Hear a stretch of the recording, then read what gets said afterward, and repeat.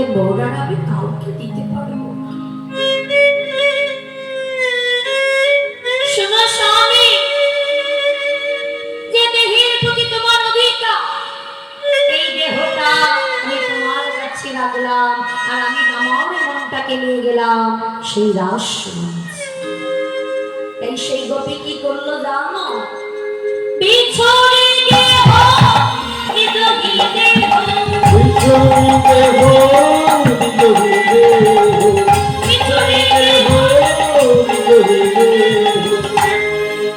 নৈনং চিন্দন্তি তস্তানি নৈনং দহতি পাবক না চৈনং ক্লেদয়ং তব না শুষ্যতে মরে।